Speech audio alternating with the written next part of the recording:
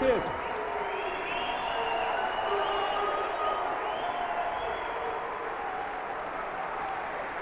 Thank you.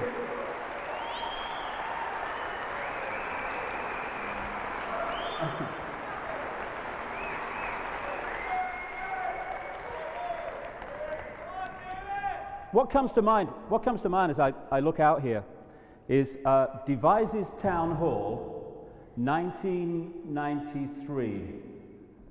I arrived, put the chairs out. No bugger came and sat on them. Well, maybe 3 or 4. I then put all the chairs back and went home poorer than when I arrived. And at that time, not only was that happening, I couldn't go in a pub or down any street in Britain without being laughed at. I'd turn on the television and a comedian would say my name and to get a laugh. And now look at it. The point is, the power that these guys I'm going to talk about in detail today use to manipulate, control, and slaughter many of us, increasingly so, is only the power we give away every single day. When we take it back, game, set, and match, it's all over. And we're in a period now, clearly, when people are waking up and that power is being taken back. I say this, that at a point when this manipulation, this global version of Nazi Germany starts to more and more put its head above the parapet where we can see it, it seems to be at its increasingly most powerful. It is in its death throes, because this is the period when people in this planet are going to take their power back from the few that have run it literally for thousands of years. Now this guy, George Orwell, wrote his book back in 1948, came out in 49, 1984 the book. In a time of universal deceit, he said, telling the truth is a revolutionary act. We are in a time of monumental deceit. At a time when, did you hear Prescott? For people in America seeing this on video, Prescott, the Deputy Prime Minister, when he was trying to get Labour MPs not to go against Blair Boy this week over these weapons of mass destruction, he said, Tony doesn't lie. Tony only freaking lies. That's all he does.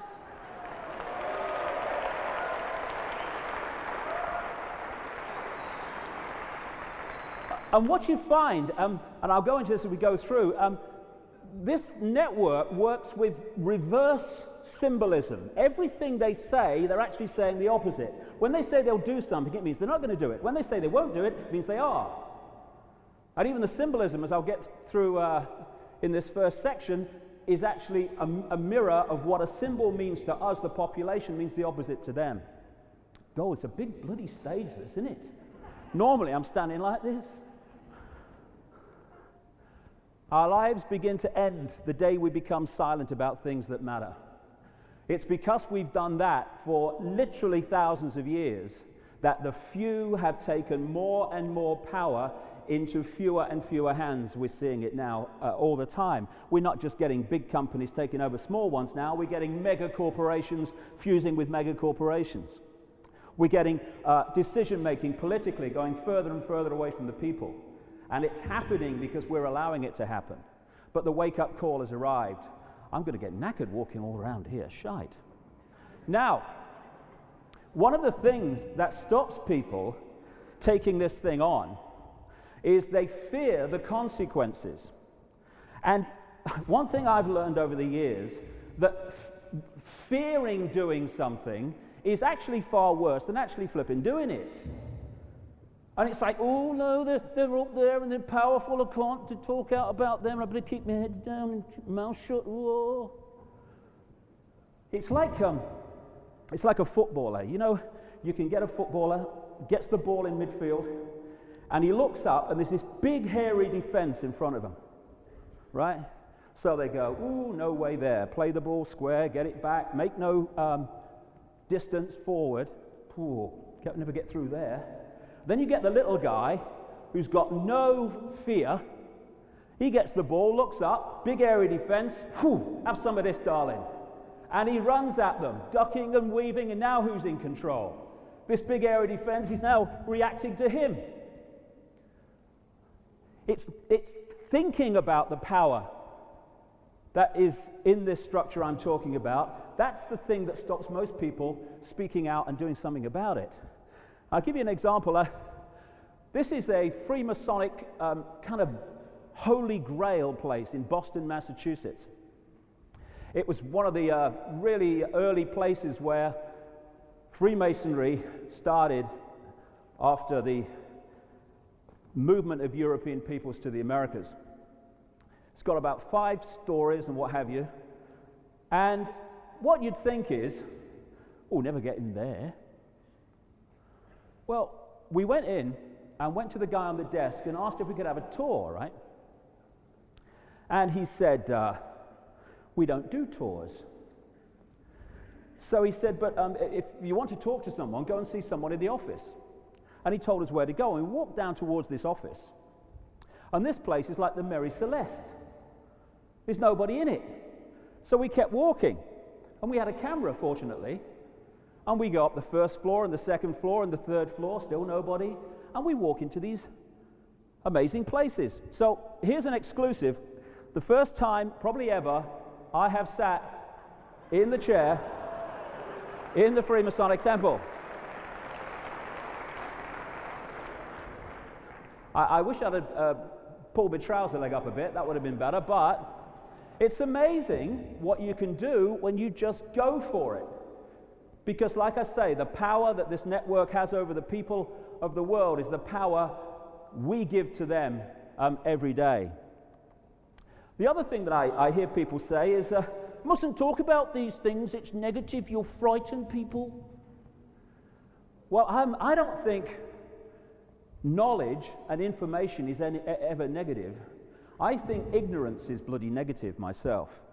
Because when we're in ignorance, we can be manipulated. Piece of cake. When we are in awareness of it, it's a very different story. So all I'm doing today is putting out information that I've gathered over the last 13 years of traveling around the world, talking to untold numbers of people in more than 40 countries, to find out what's happening behind the movie screen we're told on the news is happening every day. And what you find is that, like I said earlier, this whole edifice of power, once it's exposed, is a house of cards, which is why it is so desperate to keep information about its existence from the people it is manipulating.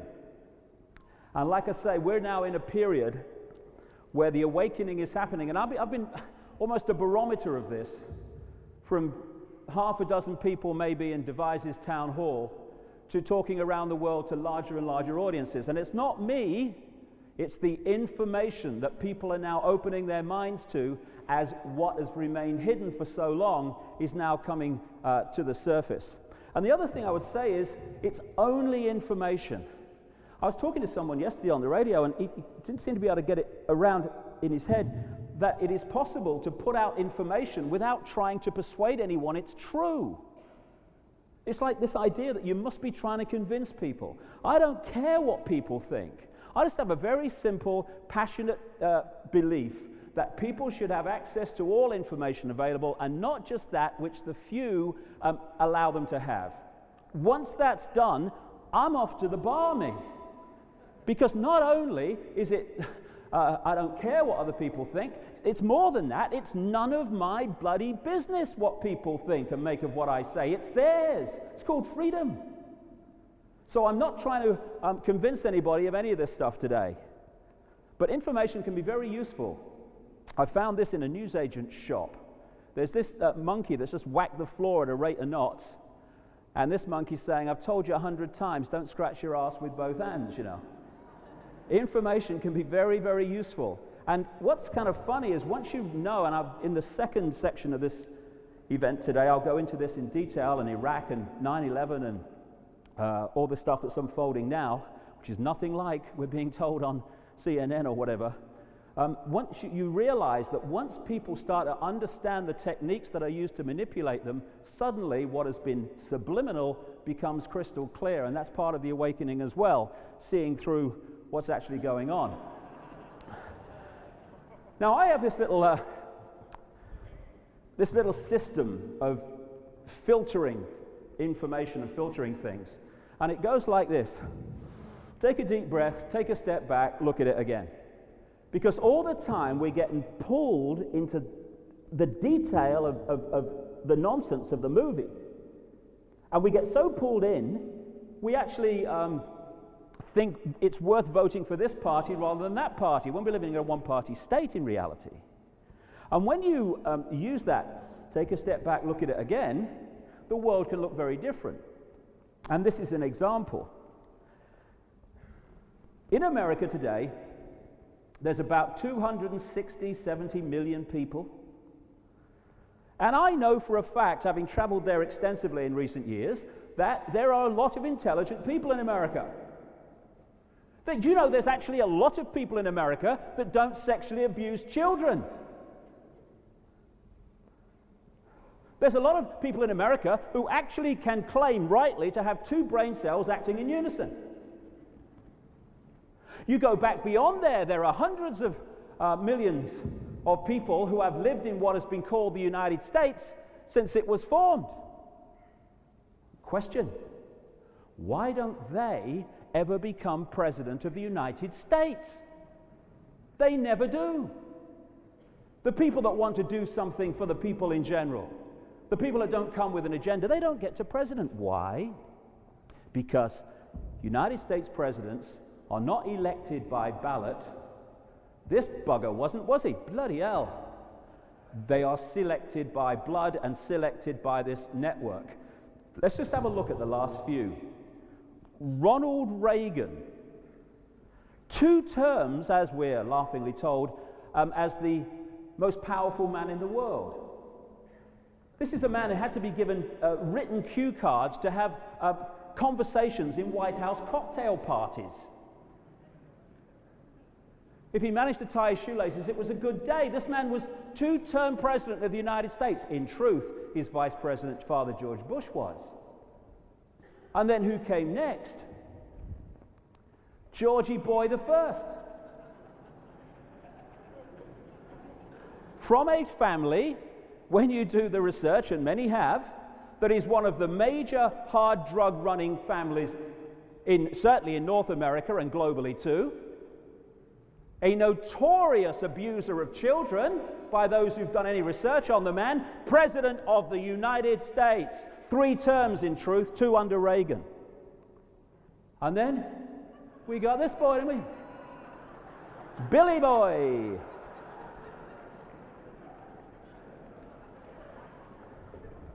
$260 million people to choose from here.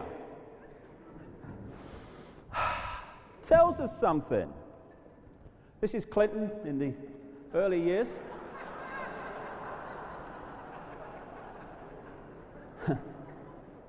I guess he looks a little bit like me, but I swear, lady, I've never seen you before.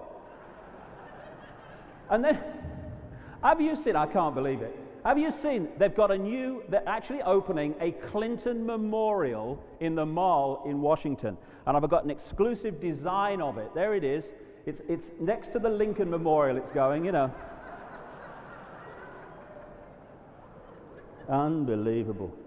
President of the bloody United States. Go and bomb someone, yeah. That position. And then, here he is. Georgie Boy.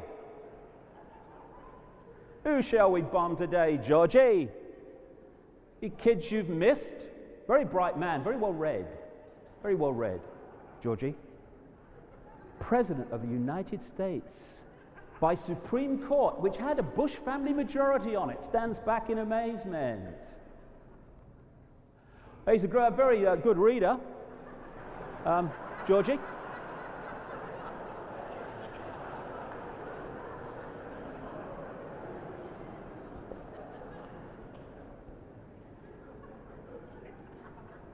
I love this one.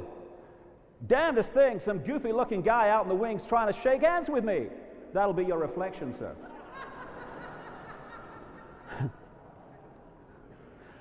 Great orator is Georgie.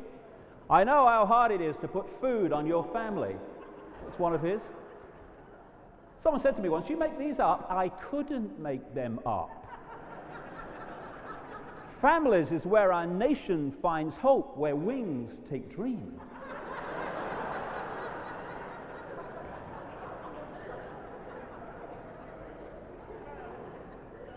Redefining the role of the United States from enablers to keep the peace to enablers to keep the peace from peacekeepers is going to be an assignment. Well, he ain't bloody wrong there, is he? Georgie boy, it's your money, you paid for it.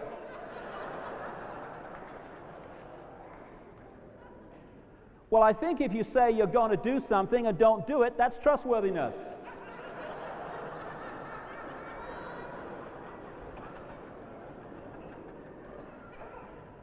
See, I told you nothing under here. This is my favorite. This is my favorite.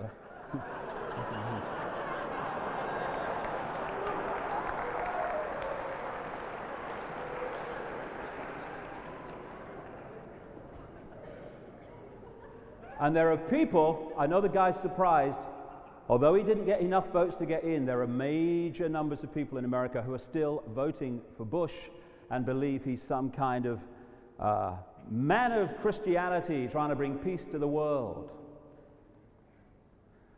Albert Einstein said, "Only two things are infinite, the universe and human stupidity, and I'm not sure about the former." Because of that, this is what is happening before our eyes. And as we go through the day, I'll present the amazing similarities, no mirror image of the techniques being used now and the techniques that were used to bring the Nazis to power and hold that power in the last century. These guys, it cannot, and as we'll see, it's not actually them. They're just the point that interacts with the public. The real people are behind the scenes that you never see, manipulating the pawns in the public eye to introduce certain policies. We are facing the rise very rapidly of the Fourth Reich, or maybe the third one coming back where we can actually see it. And it's happening in the same way it happened in Germany, with people going into denial that it's happening. I actually think, naive, stupid, not very bright, but when you go into a country, just because you want to take it over and conquer it and control it so you can use it as a foothold to take over more, and you slaughter at least 7,000 civilians and you cut children to bits with cluster bombs, I think that's fascism. Myself, I think it could well be.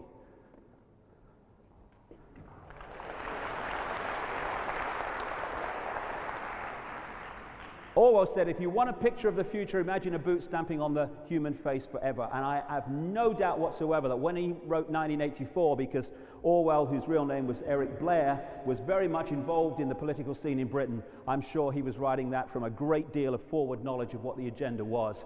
And this, on September the 11th, 2001, was the catalyst that has been used to justify everything that has followed. And I'll tell you, having researched it for a year after it happened, a 3-year-old with 2 brain cells acting together could take the official story of 9/11 apart. And I'll get to that in the second section. Weapon of mass deception. That's what's happening all the time. It's not just Blair who has a genetic inability to tell the truth. It's all these people involved in the conquering of more and more countries. I wrote on my website, the day Georgie Boy was inaugurated, don't be at all surprised if the United States finds itself in another manipulated war during this administration. You will see monsters created in the public mind to justify such action. Exactly, it took months.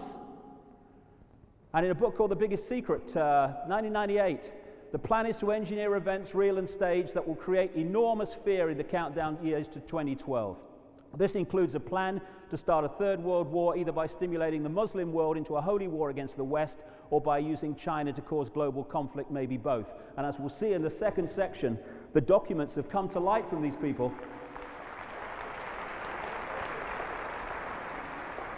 As we'll see in the second section today, the documents that have come to light from within these organizations that are behind Bush and Blair, China is the place they're heading. And that's one reason why they're bringing North Korea into it. So this was allowed to happen because we, the people, have given our power away for so long that it's gone into fewer and fewer hands. And those hands have been animated by greater and greater levels of stupidity and total lack of empathy with the victims of their actions. And there's a reason for that which we'll come to later on. And it's this mentality, I mean, look at it. It's this mentality that allows it to happen. Get a brain, Morans. I love it. And that really is the whole basis of how this scam can be played. A few can only control the many when the many are manipulated to control themselves. When there's a few and you want to control a mass of people, you can't do it physically. There's just too many people. But you don't have to. For me to do that, my mind has had to decide to do it. In other words, my physical behavior, my physical actions come from my mind. Therefore, all you have to do is program the people to believe your version of reality, and the people will do exactly what you say as a result of that and see the world the way you want them to see it. And if you take the analogy of a herd of sheep, it's perfect, except the human herd has taken it one step further. If you wanted to control a herd of sheep and round them up, and you wanted to do it physically, impossible. I mean, look at those two pigs that went runabout a few years ago in Britain. Took them a week to find these pigs.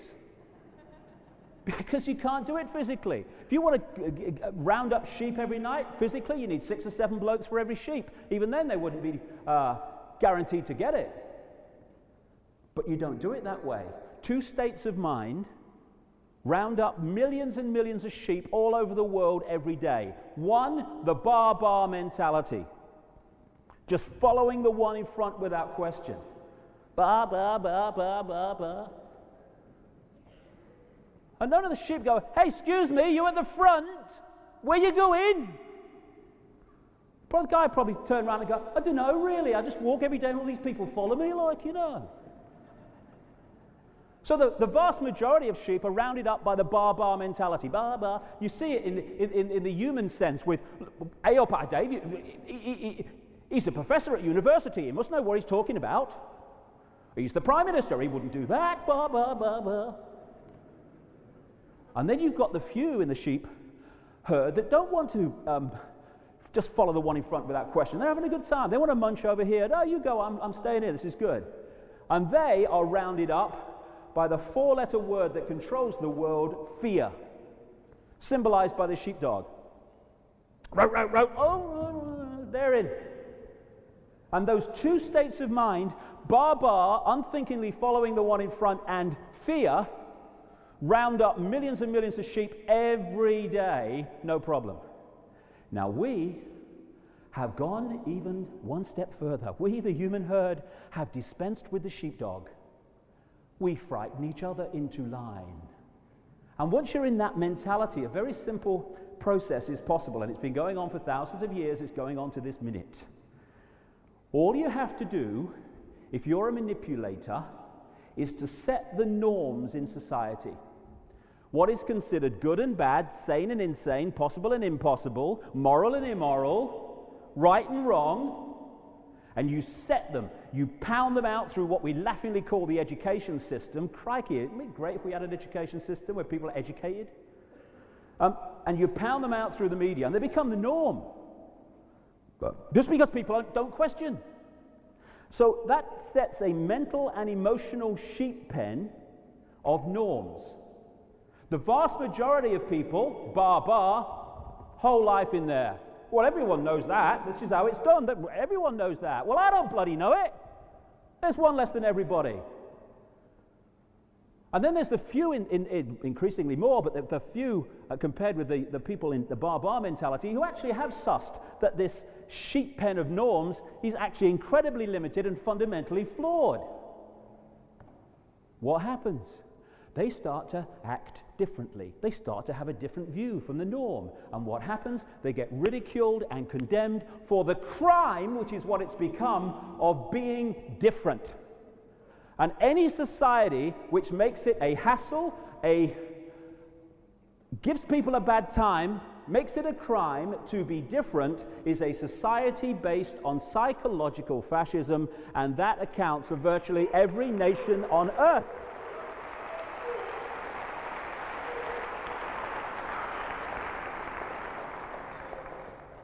So once you get to the edge of that hassle-free zone, you've gone as far as you can within the norms, and you know if you go any further, you're going to get some serious hassle. What's going through people's mind? It's not, hey, if I do, what will Tony Blair think about me? What about George Bush? What do you think about me? Oh my God. No. What's making people fear expressing their uniqueness, speaking their truth, is what will my mother think? What about the neighbors? What about the people at work? What about the guys down the bar? They'll take the piss. In other words, what frightens those that wish to get out the pen to staying in is fear of what those in the pen will do and say if they get out.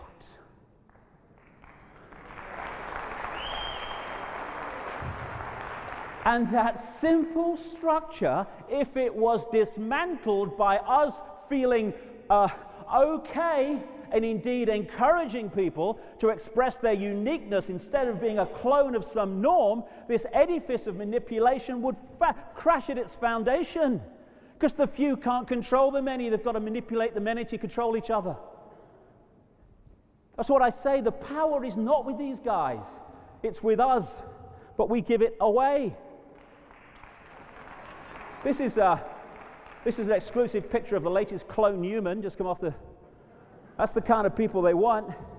And you know, well, Ralph said to me, and Ralph, great guy, he's done fantastic work to get this going and make this happen against a lot of odds from people who didn't want it to happen. He said to me just before, he said, you know, I've just seen the audience. It's like a profile of Britain. He said there's every culture, every color, every age group. Exactly. Because these divisions of race, of age, of background, of income bracket, they're all illusions. They're all fault lines through which to divide and rule us.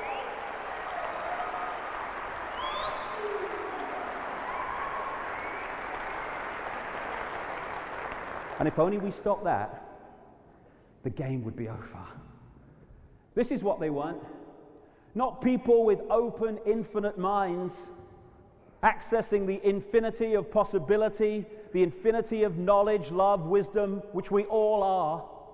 They want us to sit in little eggshells. Oh, no, I couldn't do that. My life's ever so boring. I never do anything and all that stuff. That's where they want us. Detached from infinity and in this little eggshell of program reality.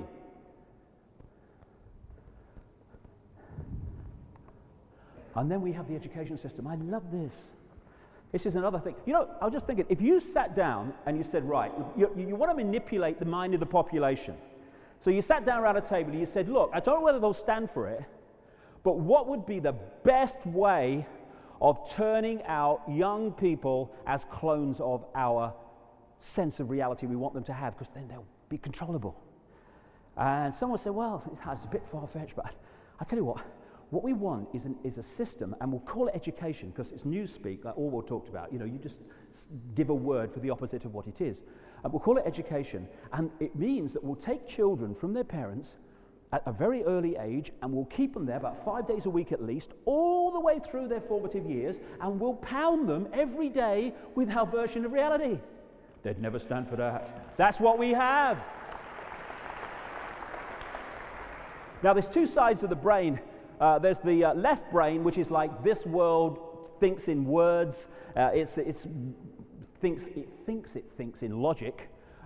Physical worldview, can I see it, touch it, taste it, smell it? It exists then. And then there's the right brain, which is inspiration, creativity, the artist, the person who does not see limits. Someone who thinks through the heart as well as the brain, the mind. And what the education system wants to do is pour information, most of it provable crap, into the left brain, and it says, hold it there, darlings, until we give you a shout. And then it says, ladies and gentlemen, you have 2 hours to complete this paper. Please pick up your pens. At which point you're supposed to spew out what it has told you onto the paper. And if you do that well, you get rewarded. Hey, my John is very clever. Hey, you get a good job with all those passes.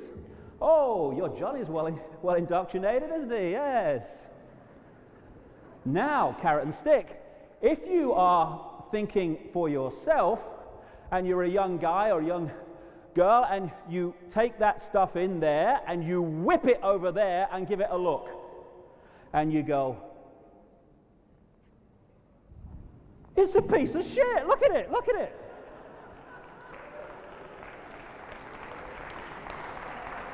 If you tell your exam paper that, there's a phone call. Hello, is that Mrs. Jones? Billy's a disruptive influence in the classroom. You mean he's asking questions? Yes, they'll all want to do it.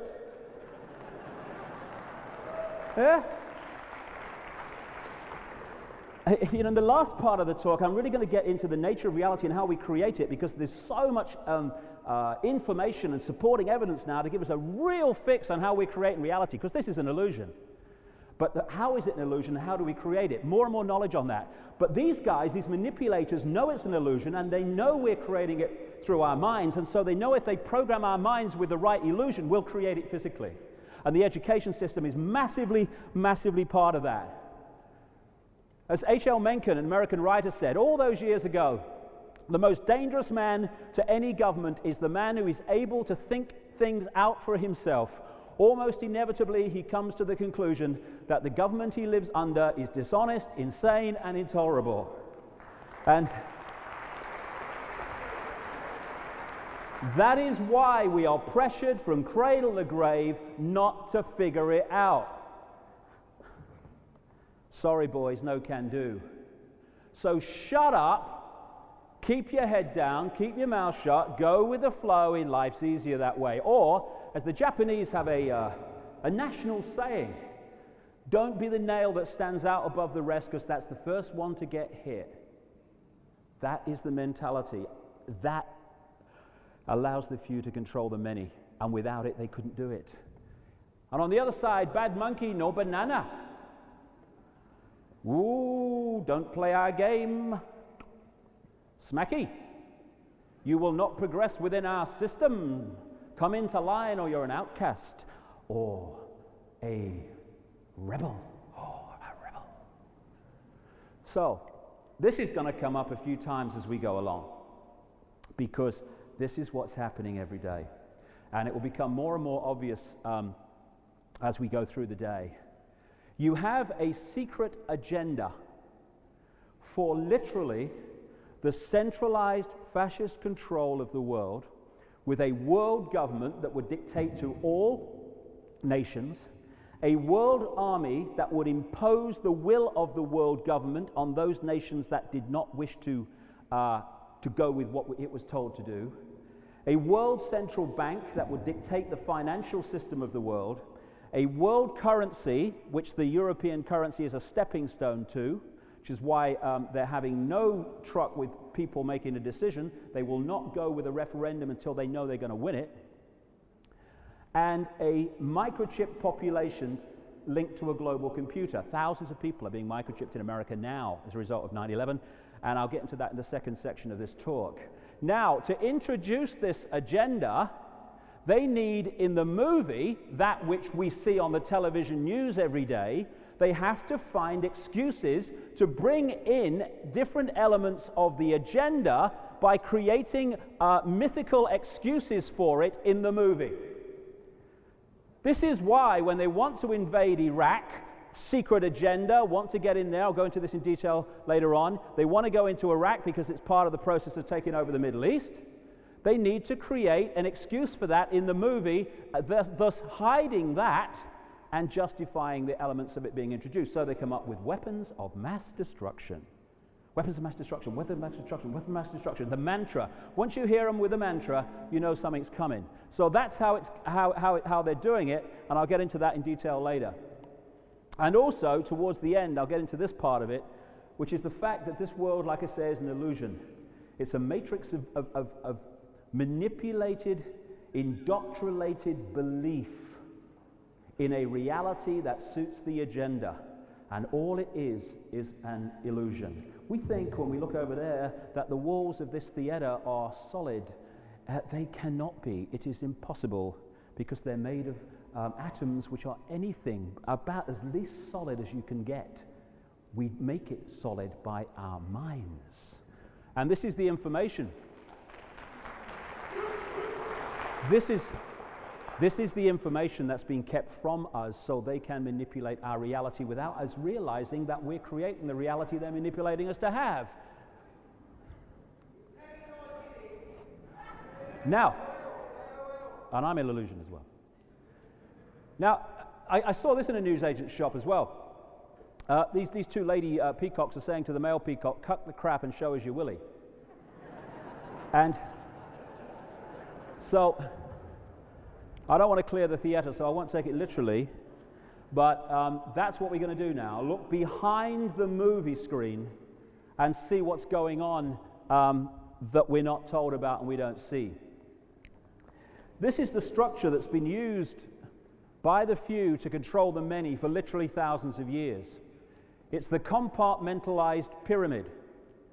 What you do is, if you look at any organization today, it's structured as a pyramid. You've got the few at the top of the organization that know what the real deal is, what the real agenda is, and the further you come down, you're meeting more and more people in the organization who know less and less and less about what the organization's really about. The CIA and people like that call it compartmentalization. And so what this structure does, this network does, that goes under the name, calls itself the Illuminati, the illuminated ones, illuminated into knowledge the rest of the population doesn't get, is it hoards knowledge at the top level of these pyramids and keeps the people in ignorance of it. And up there is fantastic knowledge all the way through history that has been kept from the people. And therefore, what the people think is possible here, they know is nothing like the limits of possibility. And a few years ago, I got some idea of the kind of knowledge and technology that exists up there that's kept from the people when I was asked through a third party to meet a CIA scientist who was desperate to get information out about what was actually going on. He joined the CIA as a young guy in his 20s because he was a genius in the area of magnetics, and they wanted to use that genius. He thought he was serving his country down the bottom here of the pyramid.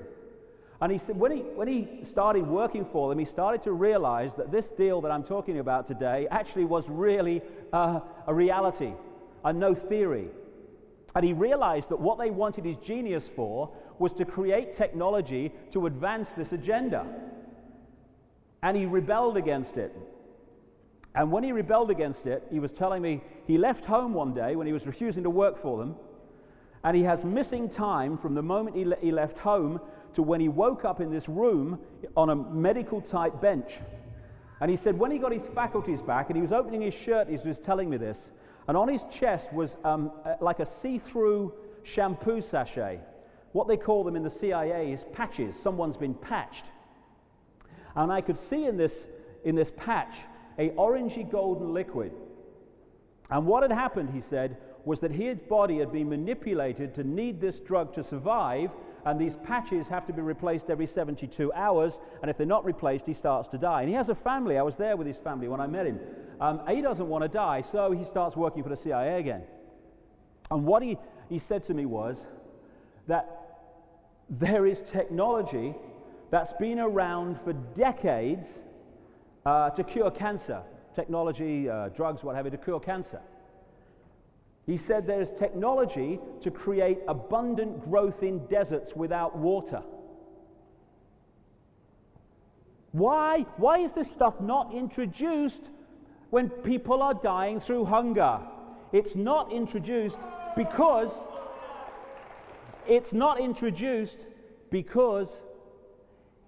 of a simple equation. Abundance equals choice equals freedom. Scarcity equals dependency equals control. And so what we have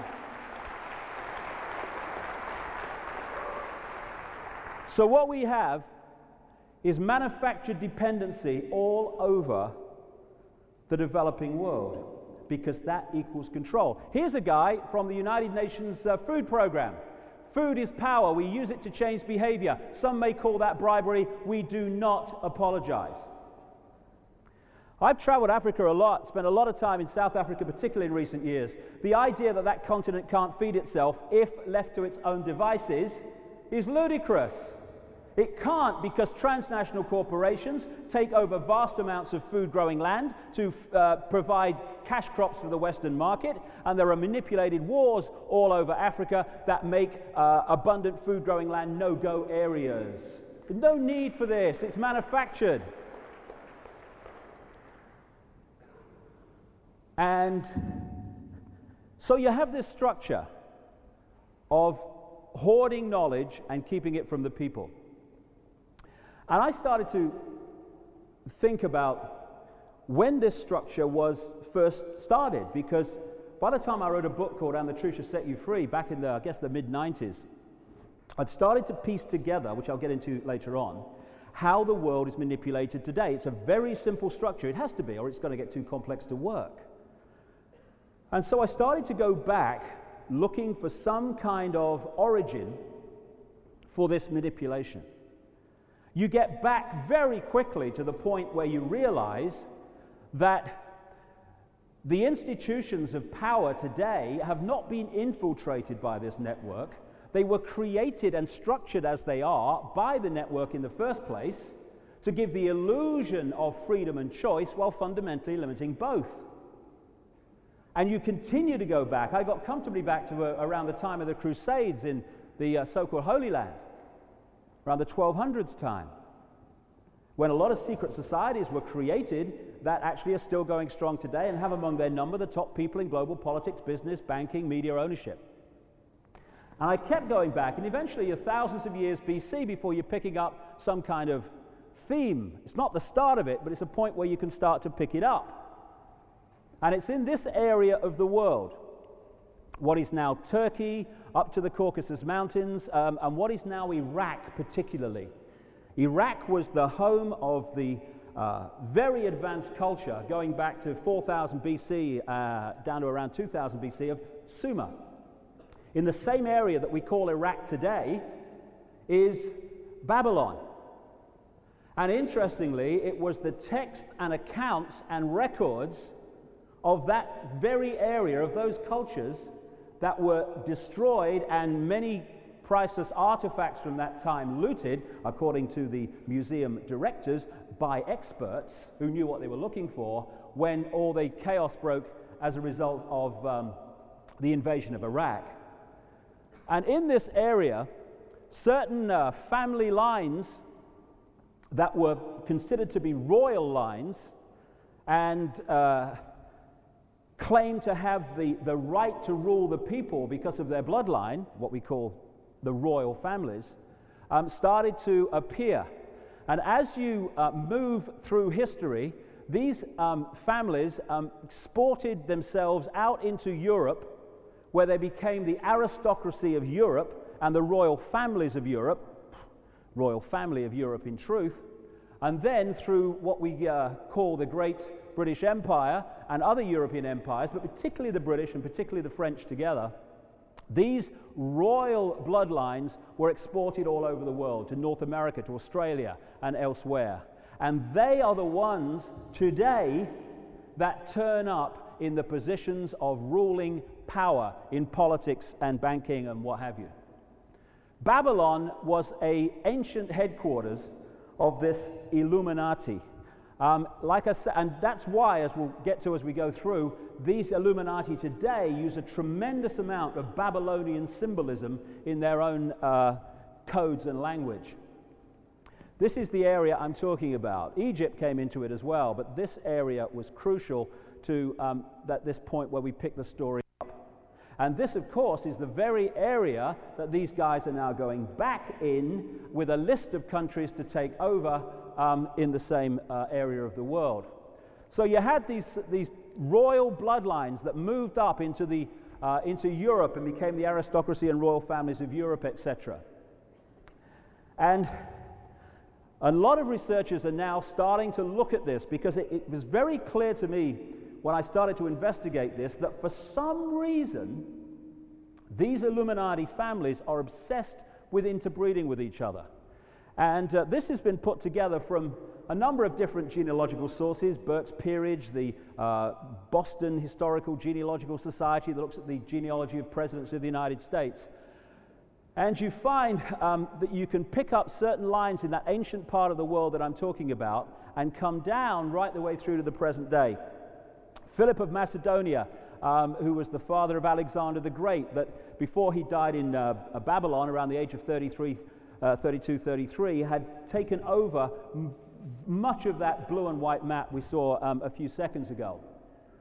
Comes down through the royal lines of Egypt and the Roman Empire, down through Herod, the king mentioned in the Bible stories. Also comes down through Constantine the Great, who was the Roman emperor who in 325 AD called the Council of Nicaea that created the structure that still is Christianity to this day.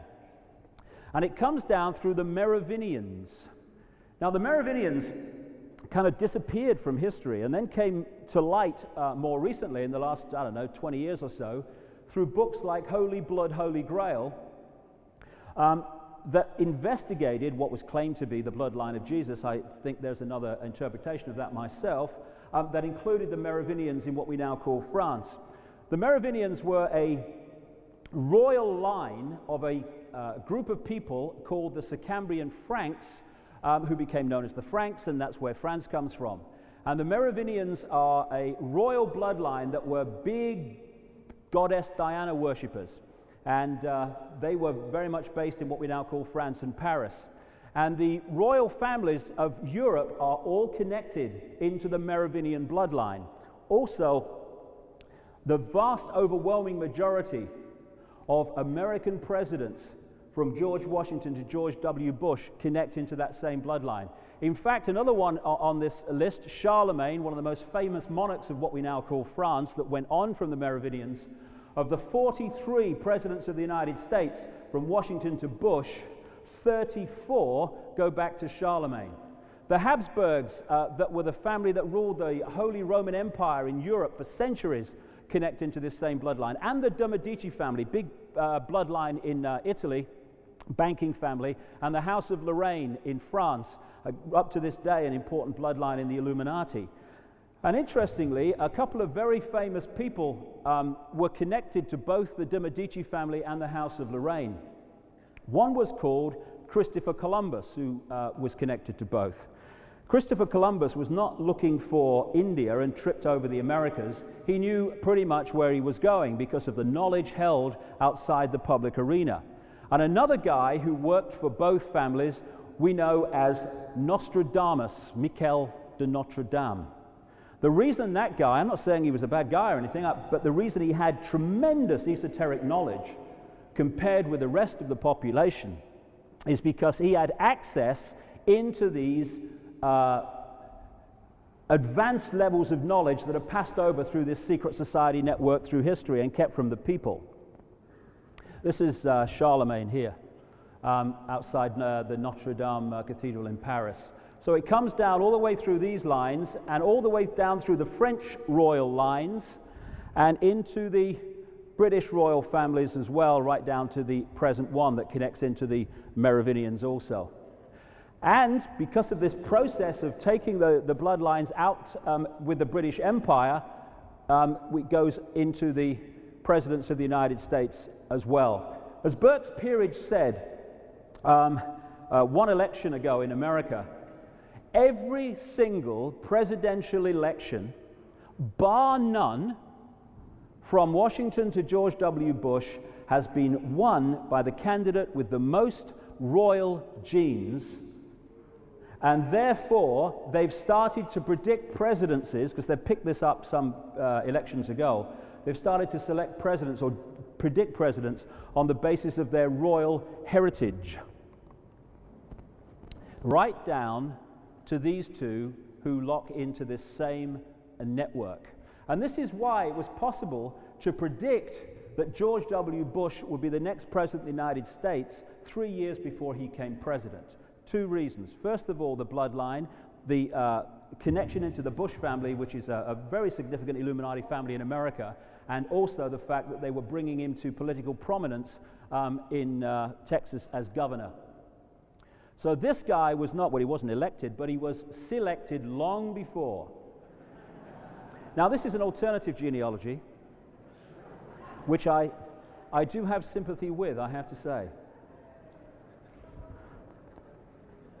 Comes down through Scottish family bloodlines as well. Very, very important area for the Illuminati, Scotland, in history, and that's one of the reasons the biggest secret society in the world is called the Scottish Rite of Freemasonry, after that very small country at the top of the British Isles. Joseph Smith, who started the Mormon Church, which is an Illuminati front, big time in Salt Lake City, Merovingian bloodline. The guy who took it on, Brigham Young, Merovingian bloodline. The guy, just one quick mention before I go to the next guy. This is the state seal of Utah, a symbol of the Merovingian bloodline going right back in history is the beehive or the bee. And so you have that right at the heart of the Utah state seal. And Utah, of course, is a wholly owned subsidiary of the Mormon Church. Interestingly, another symbol of the Merovingian bloodline going back into history is the fleur-de-lis that you see all over British royalty. Charles Taze Russell, who created the Jehovah's Witness movement, along with others, Merovingian bloodline, buried under a pyramid in America. And these religions like that are created again to divide and rule and program people into certain beliefs and to keep them in the pen, in the web. And I'm far from the only person that started to realize that there is an Illuminati bloodline that they are obsessed with maintaining. So as this has passed through history, this network has been behind many different empires, starting with the Babylonian, when you can pick it up, and then eventually it moved to Rome. And when it was in Rome, that's when we had the creation of the Roman Empire and the creation of the Roman Church that became Christianity as we know it. They then eventually moved up further into Europe, and one of the major operational centers to this day is London, and particularly that part of London known as the City of London, where the financial district is. And the number of secret societies, elite ones, within this web in the City of London is enormous compared with most other parts of the world. America's important, very much so, but to a very large extent, America is used to fire the bullets that are actually loaded in Europe. Because if you want to hide where the power is, you want people looking over there when the power is over there. So to a very large extent, America has been set up to fire the bullets and take the focus of people when the real power is behind here in Europe, in places like Paris and Germany. So what you got eventually, as the British Empire and these other empires exported the Illuminati, not just its bloodline, but the secret society network through which it manipulates, you create a situation where it's like a spider's web. The center is in Europe. That's where the real deal is manipulated from. Then in the different areas of the world, different countries, you have what I call the bloodline branch managers, that their job is to control their country's political system, banking system, business system, and media ownership. And so from the center of the web, the policy for the centralization of power is dictated, and the job then is for the people in the different countries to introduce that agenda in their particular sphere of influence. Which is why you find, when you travel around, that the same things are introduced in different countries, apparently unconnected, at the same time. Even some wording of the legislation is exactly the same. It's because it's coordinated from a central point, because of the system I'm talking about, the spider's web. And so what they've created as they've passed through history is this structure of pyramids within pyramids. It's like Russian dolls, one doll inside a bigger doll inside a bigger doll.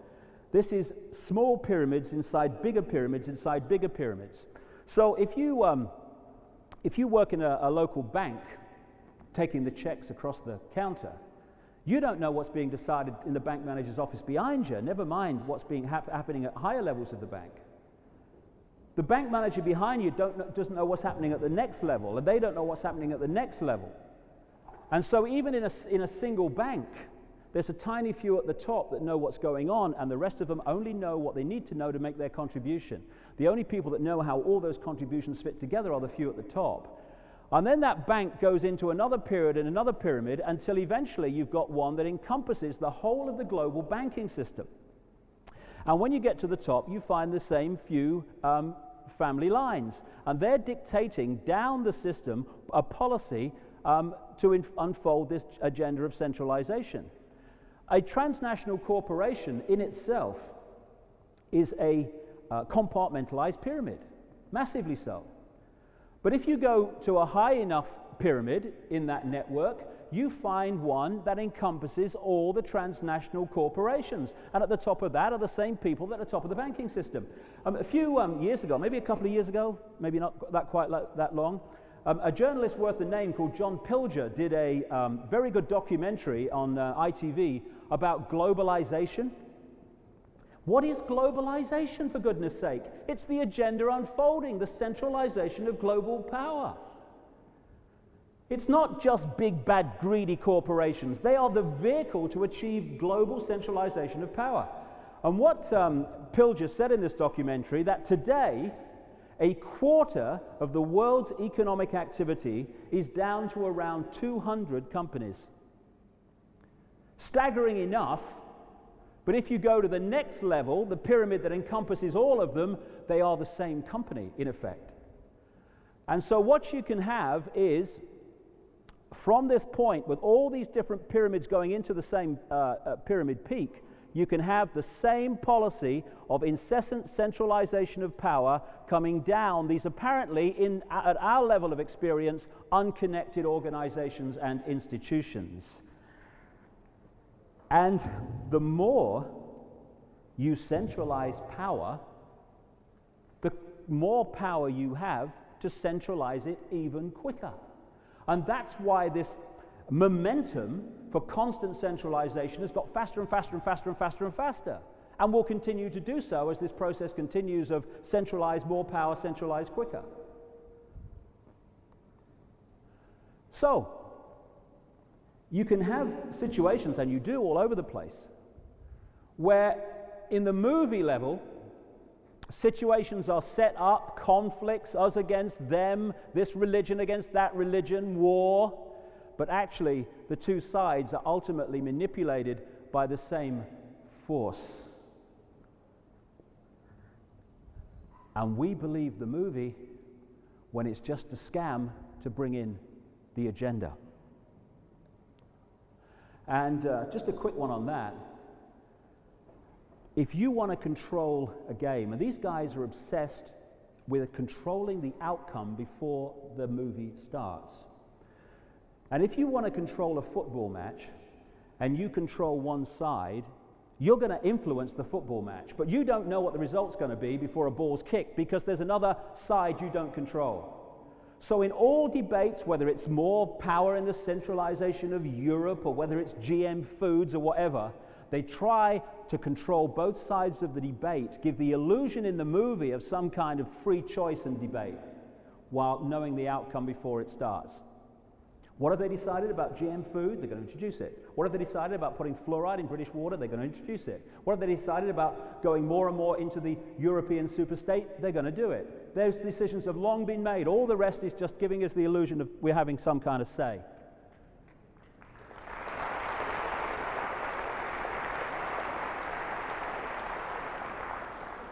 Now, this is the greatest form of imprisonment.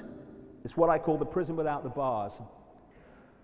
What happened was, eventually, the colonial powers of Europe, like the British Empire, they reached the point with their colonies around the world where they could no longer hold on to that power overtly, because the people were starting to kick up a stink.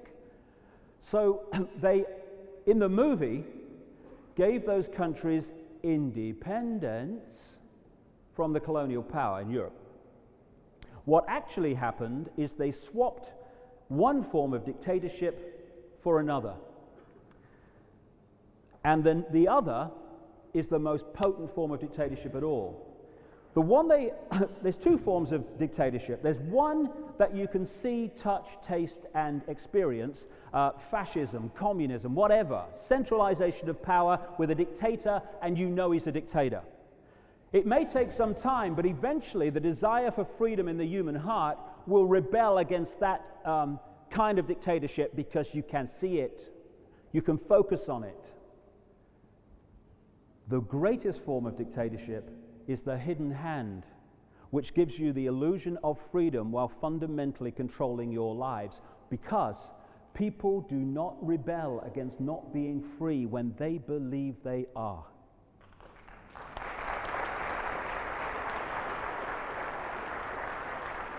So like I say, what happened was when the colonial powers apparently pulled out of North America, pulled out of Africa, pulled out of Asia and Australia, and all these other countries, they left behind their secret society network and the bloodlines that they're so obsessed with, and they have gone on controlling those countries ever since, while the people of those countries have believed they were free. The prison without the bars. And this spider's web I'm talking about allows that process to happen. And the spider, that which is really calling the shots, really orchestrating the centralization of global power, the fascist state, is not among those that we see. If you can see them, they're still gophers. Maybe powerful gophers on the level they operate, like Bush or Blair or whatever, but they're still gophers. The people really behind this you never see, because why are they going to put themselves on public display where they can be identified and targeted? There's a wonderful example I give you. I spent a lot of time in South Africa in recent years. I've become a great friend of a man called Credo Mutwa, who is the official historian of the Zulu nation. Wonderful man. And he's filled me in on so many things that went on there during the apartheid regime. But this is a classic example. During apartheid, you had an in-your-face dictatorship. You knew where you stood. You were in a situation of control by the few. As a result of that, there was rebellion within South Africa, quite right, because they knew where they were. All across the world, there were all these protests. There were sanctions, there were all these things, because the people around the world could see it. Apartheid, control. At that time, a few families in South Africa owned the gold mines, they owned the diamond mines, and they controlled at least, and is at least, 80% of the South African stock market. Then we had this movement to give a vote to black people in South Africa. Quite right. Mandela was brought into the presidency. We now have Thabo Mbeki. Today, in South Africa, there have been changes on the surface, yes, but who actually controls the lives of the people in South Africa? Today, all these years later, Those same families that controlled the gold mines and the diamond mines and the stock market and the media before apartheid continue to do so. But what has happened since? What has happened now? No rebellion. Where's all the protests and the placards around the world? Human rights in South Africa, that people are not free. All gone. Because of the movement from in-your-face dictatorship to hidden hand control. And that has happened all over the world.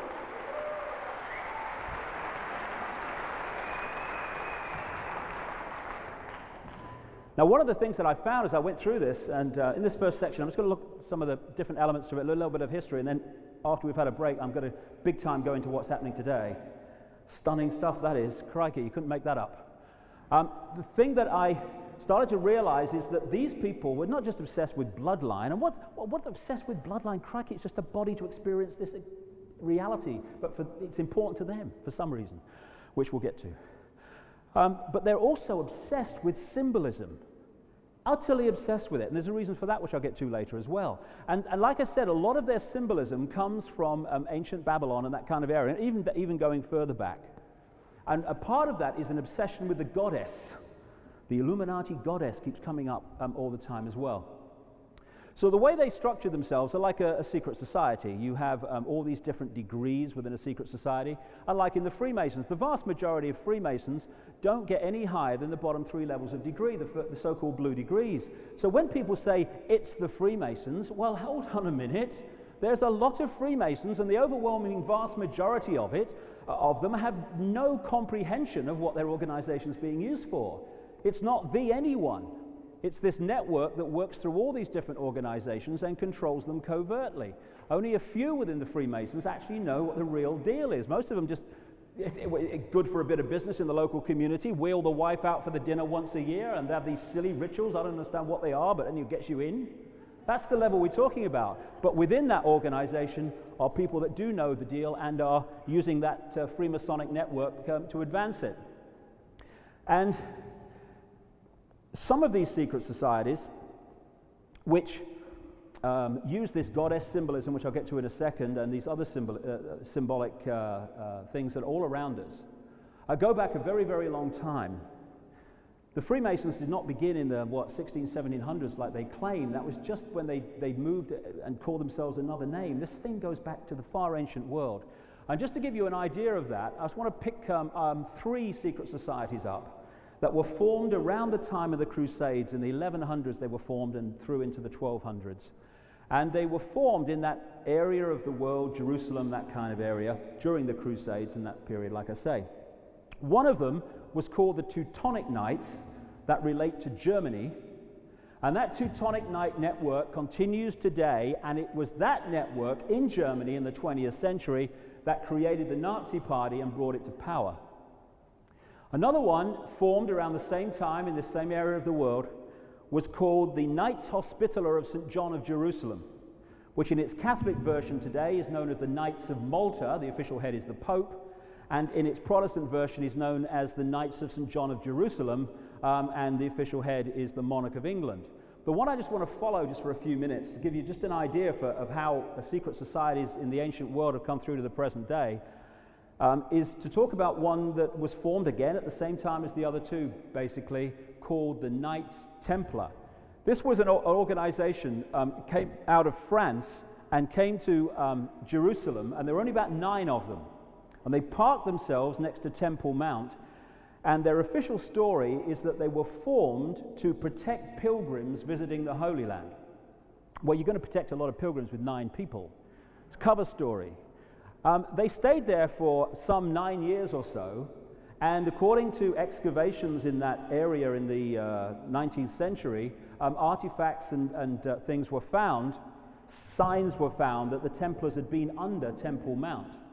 Whatever, something changed very quickly after around 9 years, because a couple of these guys came back to France and started signing up the aristocratic families of Europe.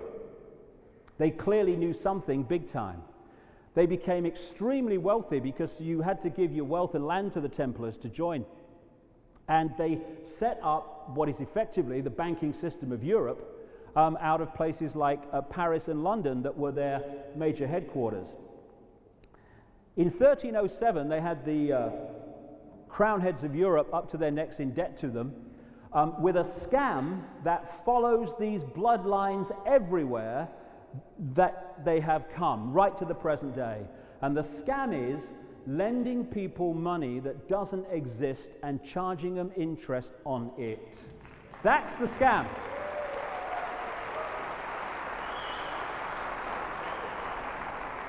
A lot of people don't realize that when you go to a bank and you want to borrow 50 grand, the bank doesn't pull 50 grand out the bloody vault.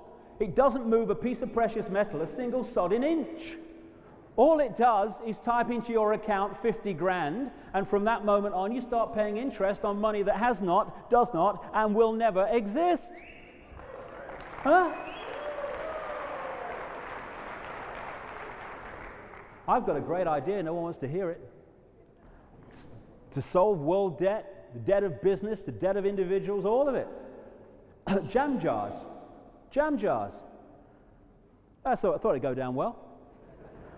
What we do is we have a national campaign of collecting jam jars, empty ones.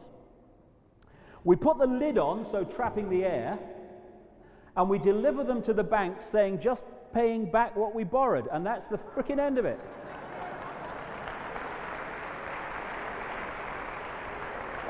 And ludicrous as that may sound, that's actually what we're borrowing. Now, because the same network, the Illuminati, has controlled the politicians, it also controls the banks. They've got the politicians to make legislation that gives the banks the right to lend at least 10 times what it has on deposit, therefore giving it the ability to lend fresh air and charge money for it. This is how it works once you see the structure that we're being controlled within. So anyway, the Knights Templar were eventually purged by Philip the Fair, the King of France, in 1307. On Friday the 13th, which is why Friday the 13th has been considered unlucky ever since, apparently, and they went runabout. They almost certainly went to the Americas, because the knowledge of the Americas existed goes back a long way in the secret knowledge line. They also went to Scotland, which I'll get to in a second, but they went down significantly to the United States, to Portugal, where they hid behind a front called the Knights of Christ that was the Templars under another name. And this is very significant because one of the most famous Grand Masters of the Knights of Christ was a guy called Prince Henry the Navigator, and one of his sea captains was very close to him, was the father-in-law of Christopher Columbus.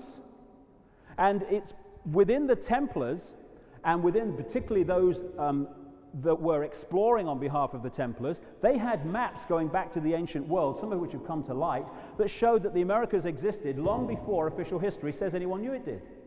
Though I think the Native Americans probably knew it existed. I think they probably sussed it. When Columbus went on his trip, he wasn't looking for India. He pretty much knew where he was going because of that. This was the Knights Templar. The red cross on the white background was its symbol, which of course is the flag of England, and St. George comes from that same area of the world, what we call Cappadocia, now Turkey. And the Great Work, which is one of the names they give to this movement through the ages of taking the planet over, was massively advanced when Columbus made his trip, and also another guy, I'll come to in a second, made the trip to find North America, and the whole movement of peoples from Europe could go and take the North American continent over. This is Christopher Columbus. He went and found that bit, and this is John Cabot, whose real name was Giovanni Caboto, a naturalized Venetian, and he left the Templar port of Bristol to find North America about 4 or 5 years after he found that bit. Official history doesn't put them together, but you can. A Freemasonic historian who got to the 32nd degree, I think, of the Scottish Rite, called Manly P. Hall in America, wrote a book about this, and he says that Columbus and Cabot, Giovanni Caboto, were both connected into the same secret society networks in Genoa, and therefore they both were working to the same plan when they found North America, because then the whole business of moving in on that continent could start. This is Chris. A number of people have kind of made the point that They call him Christopher Columbus, but he used to sign his name colon. I said that in America once, you know. I said, why do you call Powell colon Powell? And someone said, because he's full of shit. I thought it was quite good myself. But why do they? You know what I mean? Everything is symbolism. So was Columbus. When you go back to Babylon, you find that they worshipped a trinity of Nimrod, the father, who they symbolize as a fish, Ninos Tamos, the son, and they said father and son were one. I've heard that somewhere before. This is thousands of years BC. And the female point of the Babylonian trinity was someone called Queen Semiramis. Queen Semiramis has become a symbol of the Illuminati, in the Illuminati goddess I was talking about earlier. And when they moved their headquarters from Babylon to Rome, the Romans used to worship Queen Semiramis under the term Venus Columba, Venus the dove, because the Babylonians used to symbolize Semiramis as a dove. Still today, in French, the word for dove is columba. So Columbus was a play on Columba, the goddess of the Illuminati, Queen Semiramis. Now look at that. This is a Queen Semiramis as portrayed on an ancient coin. I've seen her somewhere before.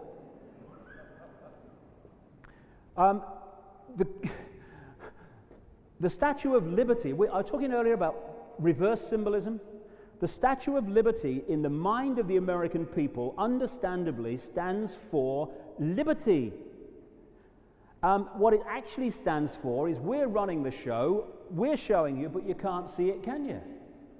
That statue was given to New York by French Freemasons in Paris who knew what it really represented. I'll get more into that as we go along. As a result, the goddess of the French Republic is symbolized in the same way, because as the bloodlines came through, all these different symbols of the Illuminati were implanted. The goddess Columbia, District of Columbia, again, the same, Semiramis. And so we have the very center of government in America in the District of Columbia, Washington, D.C., British Columbia, Columbia Broadcasting, Columbia University, CBS, Columbia Broadcasting, Illuminati-owned television network in America, along with the others. And so you get the dove, Semiramis symbolism, on the Supreme Council of Freemasons in Britain. Again, the dove you find very prevalent in those sticks that she holds when she's doing her ceremonies, septics or something. Is it me? They say I'm bloody mad. I'm happy to accept that. But backing out of a room because of some woman who's just got a certain DNA. I mean, excuse me, it's 2003.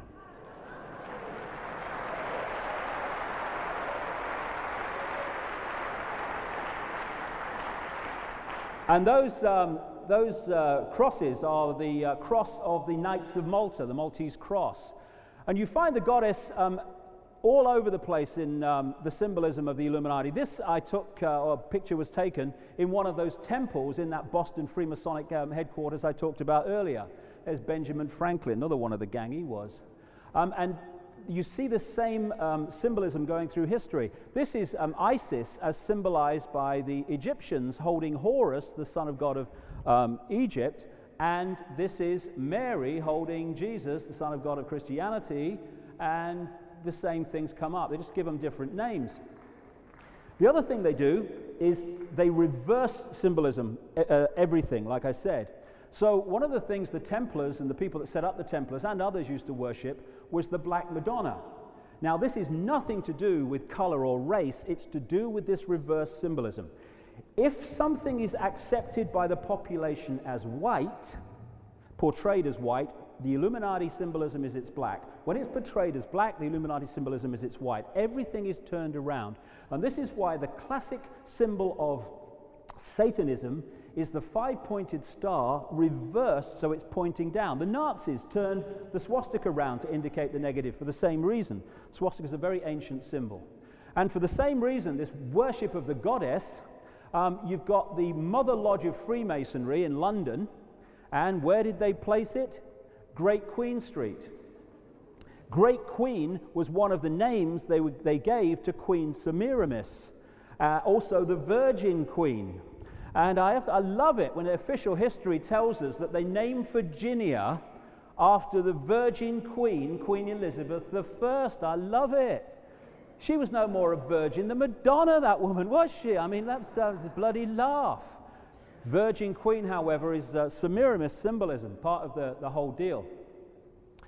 Something else that happened in that 1307 purge in France and further afield was that the Templars, because they had a massive fleet of ships by this time doing all their trade, they were just an absolute massive transnational corporation. They went round the west coast of Ireland, this is well documented in a number of books now, and they hid in Scotland, another group of them, and they eventually re-emerged under another name, the Scottish Rite of Freemasonry, the biggest secret society in terms of numbers in the world today, like I say, going through all business and banking, all the other stuff. And this, to a very large extent, at a place called Rosslyn, which is actually just down the road, literally about 3 minutes in a car, from the Rosslyn Institute, where they clone that sheep, Dolly. This is the church chapel, Rosslyn Chapel, that was built by the Sinclair family, as it was by then, but was actually originally in France the St. Clair family, and the St. Clair family were massively involved in the creation of the Templars. Eventually they moved to Scotland, became the Sinclairs, and they built this chapel, which is very much a holy grail for the Illuminati in many ways. And in the stonework, you find depictions of aloe plants and other plants and cactus plants that were found at that time anyway only in the United States as it became. And that's significant because this chapel was built and the stonework put in many, many years before Columbus got in his ship, and official history says he discovered the Americas. These guys were there a long time before. So after this, you had this big influx of people, and the occupation of North America began, and the Native Americans were pushed back and put on reservations and what have you, and we had the nation built that has become, on the face of it, the most powerful nation on earth.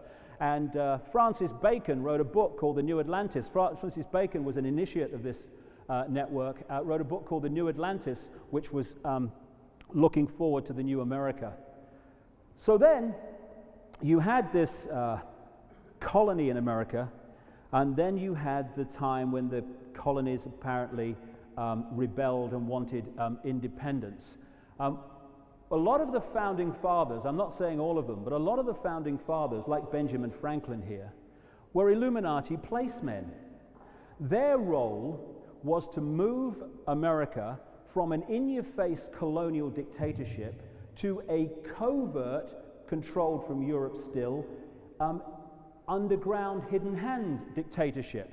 While this guy was opposing royal rule from Britain, he was a bosom pal of the royal family of Britain. He was in a notorious secret society called the Hellfire Club, in which the royal family had members, and was run by a guy called Sir Francis Dashwood on his estate at Wickham, that was involved in horrendous bloody rituals and what have you, which again follow these bloodlines all the way through history. He was just there to ease the nature of the dictatorship from one to another.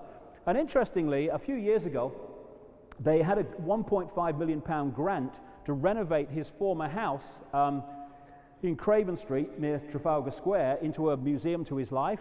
And when they dug the floor up, this is what this is about, they found 10 bodies, 6 of them children, under his floor. And this story is talking about how the bodies have been connected to the time that he was there, and it says that he must have been into body snatching for medical research. When you realize what the Hellfire Club were up to, I think there could be an alternative explanation. And then you had the process of the new government of the United States, George Washington, aristocratic British bloodline, and so they went on all the way through to the present day. This guy was a high-degree Freemason, George Washington. one of the top ones, and he became the first president. No coincidence. Here's his apron. He must do a lot of washing up or something. I don't know. Bloody, I can't believe it. I'm just putting my apron on, darling. He was also, apparently, I was reading, a member of the Knight of the Garter. This is a guy who opposed British control of America, and was in this grouping around the Queen. Also, right the way through to the present day, the presidents are not only connected to the bloodline, they're fundamentally involved in the secret society network that puts the bloodlines into power. This is a picture taken in that Boston Freemasonic Lodge where we were walking around it. Franklin Delano Roosevelt, honorary Grand Master of the Order of de Molay. This comes from a guy called Jacques de Molay, who was the Grand Master of the Knights Templar in France at the time of the Purge in 1307. Bill Clinton was also a member of the Order de Molay. Right down to these people, fundamentally involved in the secret society network and the satanic networks. And when he was inaugurated in 2001, he actually swore the oath on the same Freemasonic Bible from the New York Lodge that George Washington had done back in 1789. So, they have a secret language, and when I get towards the end, there's a major reason why they have a secret language, because the way we're manipulated overwhelmingly is through the subconscious mind, what people call subliminals.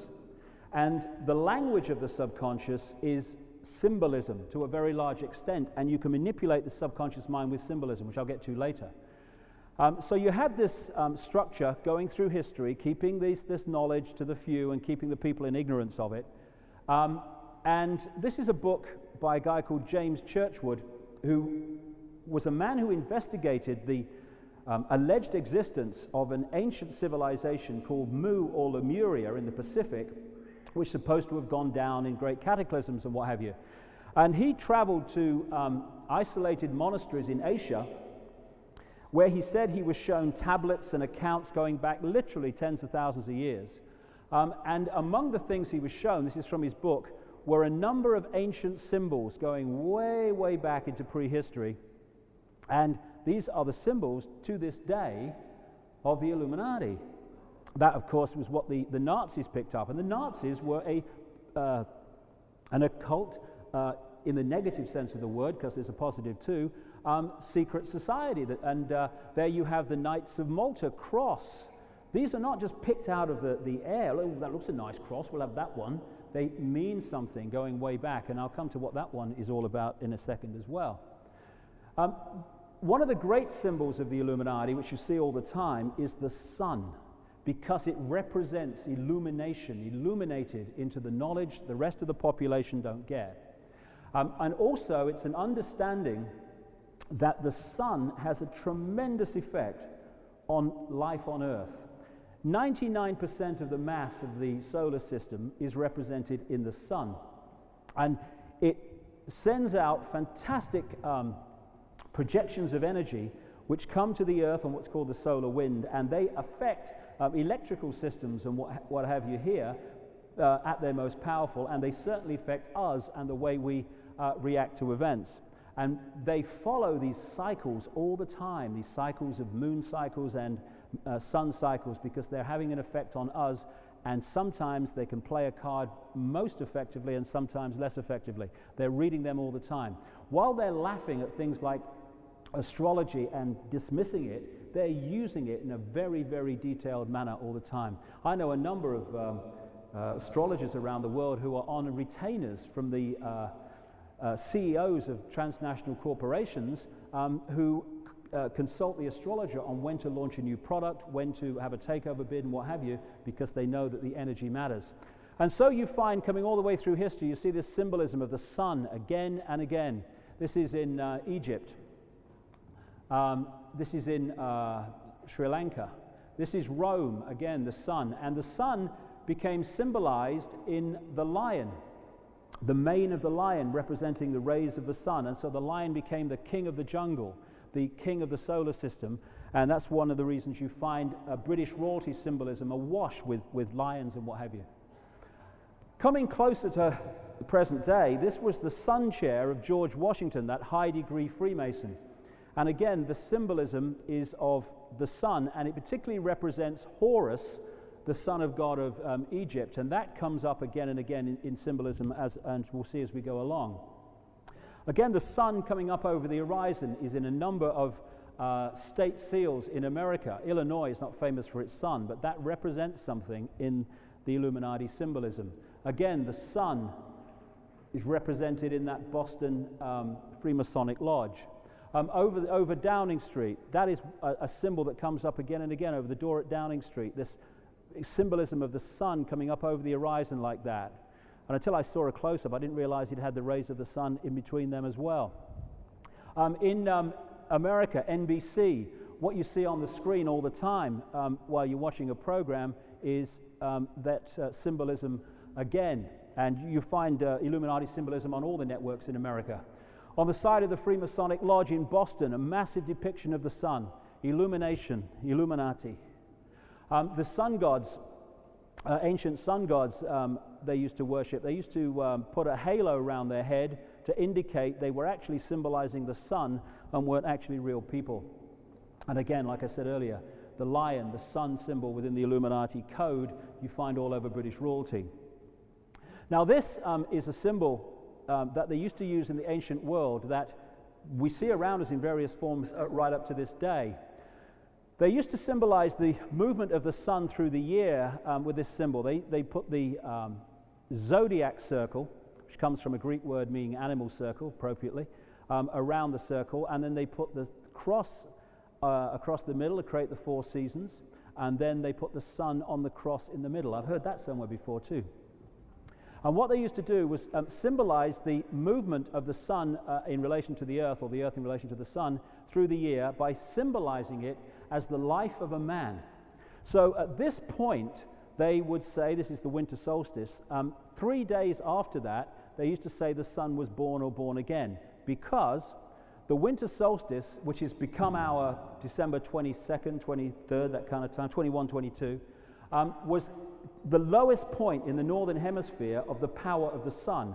So they said symbolically it had died. 3 days later, which in our calendar became December the 25th, the birthday of Jesus, they said the sun, that one, was born or born again, and they took it around the year. It became a bigger and bigger man. At the peak of the summer solstice, it became a massively strong man with long golden hair, symbolizing the powerful rays of the sun. And then, as the man came down into the house of Virgo the Virgin, some say the house of Delilah, he had his hair cut because the rays of the sun, as you go into the autumn, the fall, are getting shorter and shorter. And then by the time they come round to here, they used to symbolize him like we symbolize old Father Time, an old man at the end of its life. It's all symbolism. And that can be found all over the place. This is in the square where the Ritz Hotel is in Paris, which represents the Sun King in the history of France.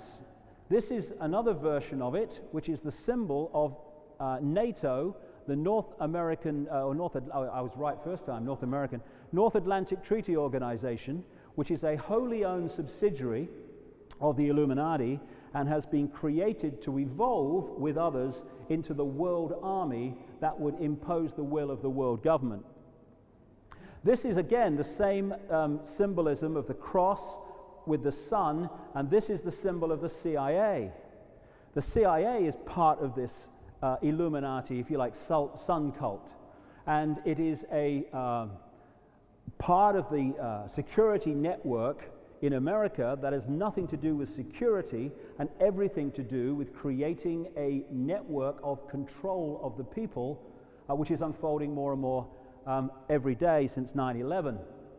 Again, in the center of the city of London, you've got this same symbol recurring again, right next to St. Paul's Cathedral, in the heart of this very big center for the Illuminati worldwide. Here you have a lot of people have put symbolism in their paintings, like Leonardo da Vinci. Leonardo da Vinci was a grand master, according to this book, Holy Blood, Holy Grail, of a major secret society a very elite one called the Priory of Sion, S-I-O-N, which was created at the same time that the Knights Templar was created, and its role was to advance the power of the Merovingian bloodline. That was his very reason for existing. And what he's done, Da Vinci here, has put this same symbolism into a painting of the Last Supper. There's the halo, which they used to put over the sun gods in the ancient world, and he's broken up the 12 disciples into 4 sets of 3. Why is it that religious deities seem invariably to have 12 followers? Why do we have King Arthur and the 12 knights of the Round Table, the zodiac circle? Symbolism. And interestingly, right at the entrance to the temple I was in Boston, Freemasonic headquarters, they have that same picture outside, because these things mean things to them. Even in the street plans of the cities, they put their symbolism in.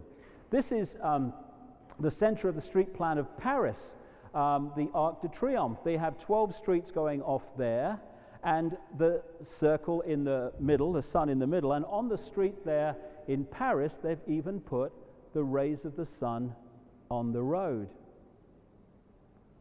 All around us, this stuff's going on. This is a major symbol of the Illuminati, the skull and bones. The Templars at the time of their purge were accused of using skull and bones in their rituals and stuff, and this is on a Freemasonic apron from the 18th century. And because of the skull and bones symbolism, that's why the most notorious secret society in America at Yale University in Connecticut is called the Skull and Bones Society. And these take 15 students, bloodline students, into their ranks every year and initiate them into the web.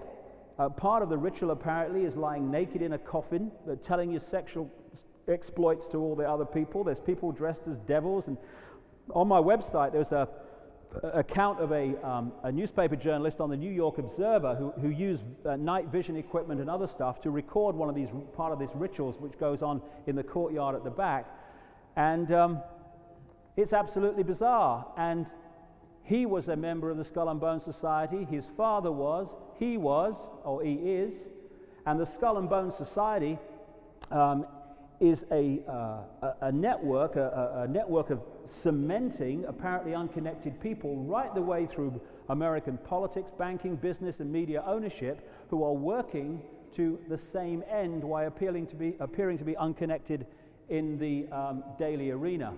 This is a major symbol of the Illuminati going way back into the ancient world, and it's on the dollar bill. It's called the Pyramid and All-Seeing Eye. And the pyramid with the eye on is the peak of the pyramid is raised above the rest. That's the power in the pyramid, in the Illuminati hierarchy, manipulating the people. That was put on the dollar bill in 1933 by Franklin Delano Roosevelt, one of the major frontmen for the Illuminati in America in the 20th century. And you find that a lot. Apparently in the words around it translated says something like, "He favors our undertaking, new order of the ages." New world order is one of the code phrases they have for this globalization agenda. The Reynolds Tobacco Factory family in America were one of these bloodlines, and they use that in their advertising. Think you've seen it all. Again, the all-seeing eye. You see it in many adverts of companies as well. And here we have, very recently, since 9/11, the American government have started this organization, the Information Awareness Office, to spin the story to the people, to get the people to believe what they want them to believe, and they use that very same symbol going over the earth for this organization. Their symbolism obsessed. This is British intelligence. MI5, Military Intelligence 5. Again, there's the pyramid peak, there's the eye. That too is part of this network. And when you go high enough in the British intelligence pyramid, you are controlled by the same people that control the CIA pyramid, the same people that control German intelligence pyramid. I talked on the phone when I was researching the 9/11 book to a guy called Andreas von Bülow, who was the defense minister in the German government some years ago, and he told me that when he took that job, he realized the German government knew absolutely nothing about who controlled its intelligence agency. He actually wrote a book called In the Name of the State, explaining this. At the peak of the pyramid, all these intelligence agencies are the same organization. MI6, again, the feel of that building is the pyramid with a capstone missing. You go to Dealey Plaza, and again, where they killed Kennedy, and there is, again in the street plan, the pyramid with the capstone missing, if you look at it from above. Now, if I saw that in isolation, you might say, oh, hold on a second, you know, there are coincidences, don't go over the top, mate. But when you research this year after year, the level of obsession with symbolism is absolutely astonishing. This place was the site of the first Freemasonic temple in Dallas and is called the Trinity region. This is the Trinity River just here. And everything is done in a place in a ritual fashion, and that's why they killed Kennedy there. I'll get back to that in a second. CBS, Columbia Semiramis Broadcasting, has the eye, the all-seeing eye, on the screen all the time you're watching the program. But there's no greater expression of Illuminati symbolism than the lighted torch or the flame. That is the key one that's gone all the way through history. The illuminated ones. This is a statue put in Rockefeller Center in New York by the Rockefellers of a Greek figure of myth called Prometheus holding the flame. To the Rockefellers, who were one of these Illuminati bloodlines, that would be extremely significant symbolism.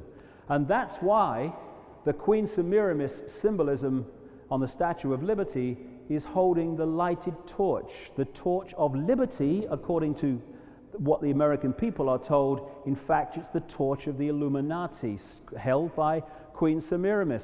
We're running the show, we're showing you, and you think you're looking at freedom.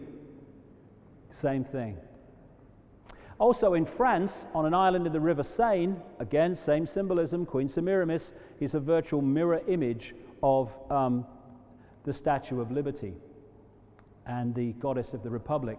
Now, when they killed Kennedy in Dealey Plaza, the Scottish Rite of Freemasonry afterwards put up an obelisk, again an Illuminati symbol going way back, the phallic symbol, and on the top they put the lighted torch. We killed him, we're telling you, but you can't see it, can you? From that day to this, they put the lighted torch on the grave of Kennedy. We killed him, we're telling you, you can't see it, can you? Right on top of the Pont d'Alma tunnel, where people take their tributes to Princess Diana, is a massive, exact replica of the flame held by the Statue of Liberty standing on a black pentagram. The same thing comes up again and again. Now, because, as I'll get into when we've had a break, the Nazis were created by the same network that was behind the Allies in the Second World War, and because the Nazis were created by this secret society network I'm talking about, the same symbolism was used by them. This guy's won the sod-in lottery. There's the Knights of Malta symbol. There's the skull and bones that has come up again and again. There's the tampered with swastika to indicate the negative. And there's the eagle, which evolved as an Illuminati symbol out of the phoenix bird of Egypt. And this symbolism is not just to talk to the subconscious and not just for show. It means something. How many people in America know this? But as some lawyers have now exposed, this is the case. When I first went to America, I couldn't understand why, when I went into a government building or anything kind of official, the bloody American flag had a gold fringe round it. What did they put a gold fringe around it? That's not the American flag, is it? Then you realize something. There is something called the international law of the flag. And it goes back to the time of when lots of things were happening on ships moving around the world. And the law of the flag is that whatever flag is flying on the ship, that is the law under which that ship is run, and by walking on the ship and seeing that flag, you are accepting that you will be judged under that law. A flag with a gold fringe round it means maritime law, in other words, court-martial law in effect, and also comes under something called the Uniform Commercial Code. And a number of lawyers in America have now started to get wise to this, because the reason they put a gold fringe around the American flag in every court of America, in every federal building and every federal agency, is because while walking into that building with that flag flying, including a court, you are accepting that you will be judged, tried in court under maritime law and the Universal Commercial Code, which completely pushes aside the Constitution of the United States and all the laws passed through Congress. And people don't know that.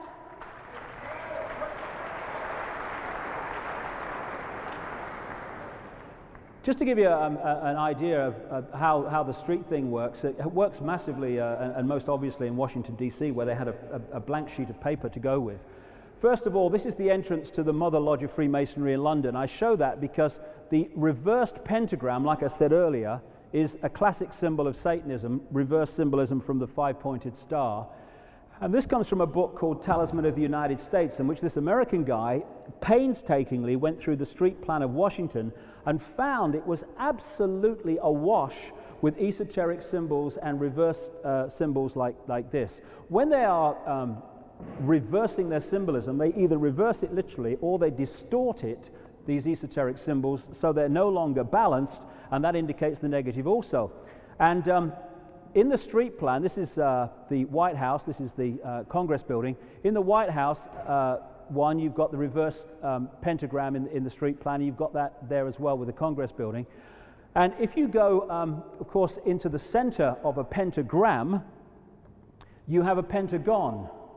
And it's absolutely no accident why the center headquarters of the American military is in a building shaped and called by that name.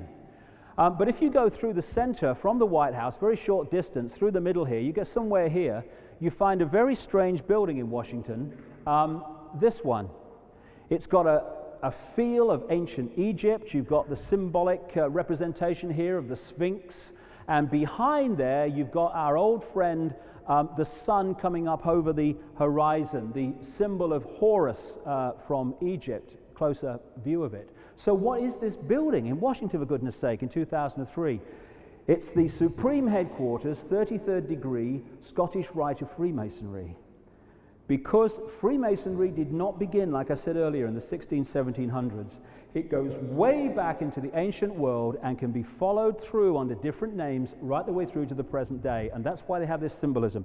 And the chair of Washington, he has a statue in the back of that that building, that Supreme Headquarters. And this is a picture in that Freemasonic headquarters in Boston. They certainly aren't talking about Freemasonry starting in the 1700s, and they're depicting it coming all the way through history as, in effect, a hidden hand behind people in power and global events from centuries past through centuries to come. And again, you look at the Rosicrucians, another organization which at its peak locks into the network. Lots of people involved lower down haven't got a clue what they're involved in. And again, that's obsessed with Egyptian symbolism. This, people think, is a political building. It's actually a temple to this secret society, the Illuminati that control it. I've seen that somewhere before, I'm sure, St. Paul's Cathedral, which is at the center of the Illuminati operational headquarters in many ways, though there are other places, the City of London. The reason they call this Capitol Hill is not, again, we'll call it Capitol Hill, that's a good name. They name it after Capitoline Hill, which was one of the places of worship at the time that the Illuminati were controlling the Roman Empire. And when one of the high priestesses of American politics, Madeleine Albright, was made Secretary of State by Clinton, her first overseas visit was to Europe and to Capitoline Hill in Italy, which would have been very significant to the people in the Illuminati who know what it means. Okay, last little section, and we'll have a break here. Many things in this journey through the last 13 years have blown my mind, and there's more to come. But grasping the fact that people were involved in human sacrifice ceremonies and stuff back in the ancient world. Okay, get my head around that. The fact even that some really kind of imbalanced people could be doing it today, yep, get my head around that. What really hit me was the scale at which this goes on, and some of the most famous people on this planet are involved in it. And Satanism, just a word for human sacrifice and other deeply dark rituals, child abuse, like the stuff that comes to light in children's homes, which is the tip of a massive iceberg, and mind control, where they create mind-controlled zombies to carry out things like assassinations to hide the fact that it's really behind them, are all fundamentally connected. These guys are into some very dark stuff. And when you realize, I'll say this, what they're into, it is no longer a problem understanding how these guys can send the troops in to slaughter thousands of people and have no emotional empathy with the suffering whatsoever, so much so, okay, that's done, now who next? Because what they're doing all the time, they do not have ability to empathize with the people who they are their victims. Now, this is a place, a notorious place in America for those that have investigated this elite connection to satanic rituals and what have you, called Bohemian Grove. It's 75 miles north of San Francisco, and it's in 2,700 acres of redwood forest. Go down there, eventually you get to it. And every year in July, the elite of America, we're talking the Kissingers and the Rockefellers and the Bushes, and all these people that control the media and the banking and the transnational corporations, they arrive at Bohemian Grove for a summer camp to let the cares of the world drop from their shoulders. Talking to people as I have, and some people have written books about their experiences, but of course they don't get out there in the mainstream at all. What goes on at Bohemian Grove among this elite is utterly staggering, but not staggering to me any longer. Here is a picture taken at Bohemian Grove in 1957. This is a guy called Glenn Seaborg, who gave the world plutonium. Nice man, very helpful. Now, Bohemian Grove, 1957. Ooh, Tricky Dicky. Uncle Ron. One's a B-movie actor at the time, getting on his horse, and the other one is 3 years from taking on Kennedy in the 1960 election. Both members of Bohemian Grove, this elite club, both go on, despite their very different backgrounds, to become president of the United States. Why? Because presidents aren't elected, they are selected.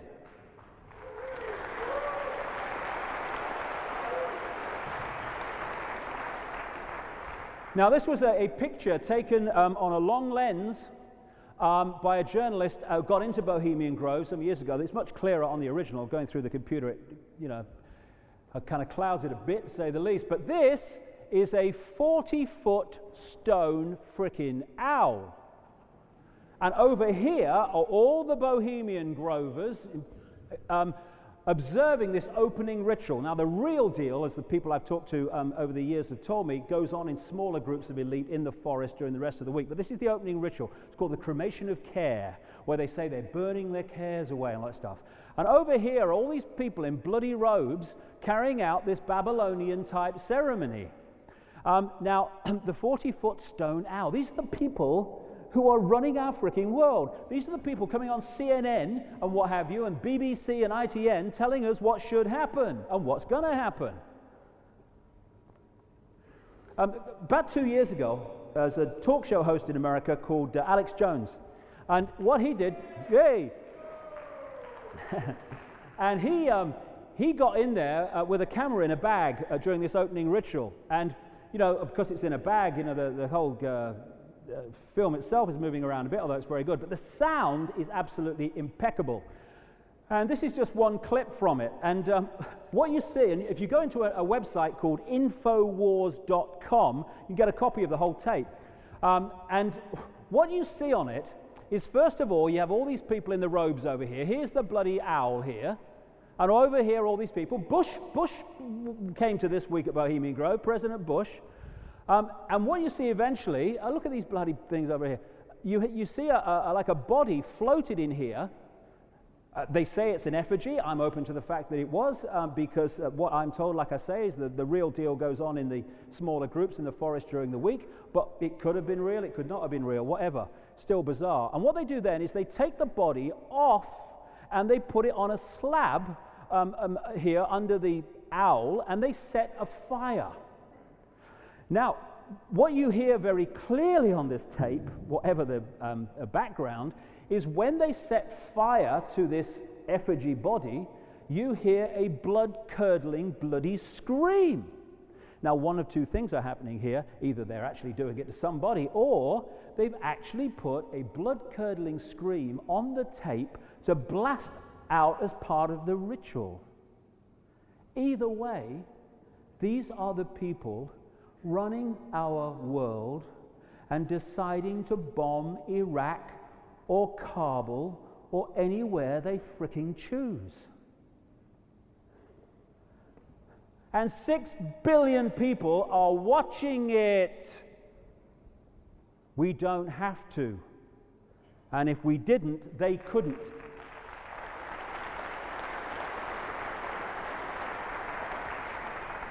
So the symbol of the Bohemian Club, as they call it, is the owl.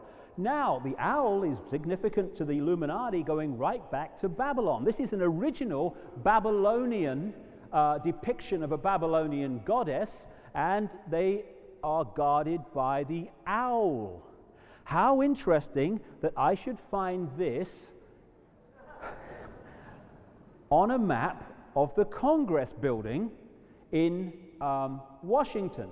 All I've done is drawn a red line around the roads within the complex of the Congress building, and it's got the Congress in its belly. How appropriate. Now, this next one I have done absolutely nothing to. It is just a straight shot from a street directory you can find anywhere in Washington today. An owl with the Congress in its belly standing on a pyramid. Everything is symbolism to these people. Washington is absolutely awash with it. Now, just after Washington died, I think it was, sometime after Washington died, they decided they wanted a statue of him. So I'm sure there was someone in America that could build a statue, but they got it from northern Italy. And when it arrived and they unveiled it, this is in the Smithsonian Museum now in Washington, when they unveiled it, it was like, what have you done to our George? Naked from the waist down, Bill Clinton's covered with a piece of cloth, arm in the air, thing down here. What's going on? Aghast the people were. Well, maybe, just maybe, that is what's going on. This is the combination. This is a combination symbol of the negative force, devil, whatever these people are into, called Baphomet, which the Templars were also said to have been worshipping all this time ago. He'll come back soon as well. Now, the symbol in Satanism for the devil, the negative force, is holding the two middle fingers down and the two outside fingers up, or just keeping them down without using the thumb. I didn't realize that till I started looking at this, but that's what it is. There we go, another version of it. How funny, the number of times you see these people. The number of times you see these people. These are just a few examples of the way they use this symbol. I mean, that might be a kind of just a one-off, but is that a one-off? Is that a one-off? Is that a one-off or that a one-off? And then you've got in Italy this guy Berlusconi, Illuminati placeman extraordinaire. It's like having Rupert Murdoch as Prime Minister of Britain. He's there, major Illuminati player. Is that an accident or coincidence? Hey. They're laughing at us, but not for much freaking longer. Now,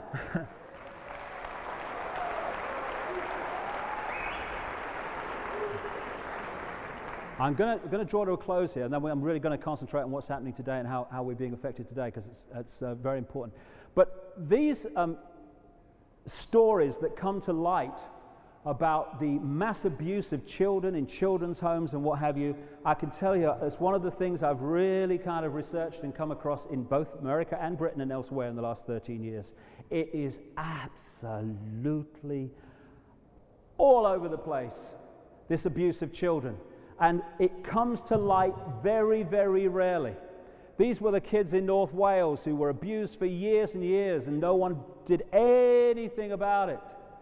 And the reason it happens, and I'll connect this in a second to Satanism and mind control, the reason it happens is because of this same structure. You have this few at the top who are controlling all the different elements necessary to cover up what they are doing. You do not have to control everyone in social services to stop an investigation into a very famous person abusing children. You only have to control those levels of social services that decide if an investigation is going to go ahead. You don't have to control every policeman to stop a police investigation into the same thing. You only have to control those levels of the police that decide if the investigation is going to go ahead or not. You also control the media, which shuts a lot of this stuff up or ridicules it, and all these other areas that stop the real deal coming out. So whatever comes out is a tiny, tiny fraction of the children being abused every day by some of the most famous people on earth. Aren't they, Father George Bush? Yes, they are, constantly. This is how it works. And they want this to happen for this reason. There are an enormous number, millions in America, of mind-controlled people. The government mind control project, MK Ultra, actually some of it came to light back in the 70s to such an extent that the government had to settle out of court with some people to stop the thing going to court and the whole thing starting to come out. But what came out was once again a fraction of what actually happens. And there are offshoots of MK Ultra that are specific for certain tasks like assassinations and what have you, that are perpetrated by the very people I'm talking about here to advance their agenda. And it works like this. We have a mechanism in the mind which shuts out the memory of extreme trauma. This is what kicks in when we have a really bad road smash and we can't remember the immediate run up to the impact and what happened afterwards. And on that level, it's a good thing, because what the mind does is it puts an amnesic barrier around the memory of extreme trauma. Therefore, good thing, we don't keep reliving the horror in our conscious mind. What they realized, and one of the key people involved in this in the modern world, because they've known about this for a long time, was Joseph Mengele, the angel of death in the concentration camps of Germany, who had an endless number of people on which to experiment, particularly children. And they perfected a form of mind control called trauma-based mind control, in which, to be most effective, you start with children before the age of 5 and 6. And what you do is you traumatize them in every way you can think of. You first of all establish what makes them most terrified, and then you make them experience it. You make them experience having animals sacrificed in front of them, children sacrificed in front of them. You have them abused sexually and violently, and what happens is, because the mind shuts out extreme trauma, amnesic barriers form like a honeycomb all around the mind. In the mind control industry, they call them altars. They give people a front altar, which is the personality that people around them think is them, the one that interacts with people in the daily world.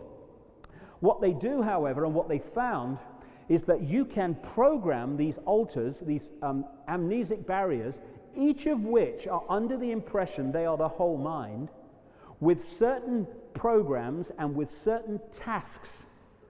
And you push these programmed alters into the subconscious, and the front altar, which they give you, oh yes, that's old Billy, or that's old Mary, yes sir, I know her.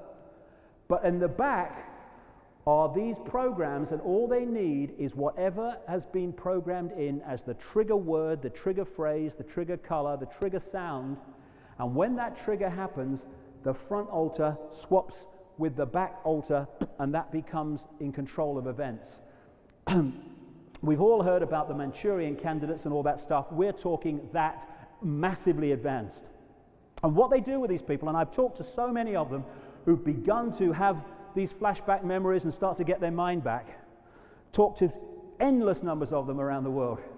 And they all tell the same basic story, and they all tell of the same basic people over and over again who were involved with it.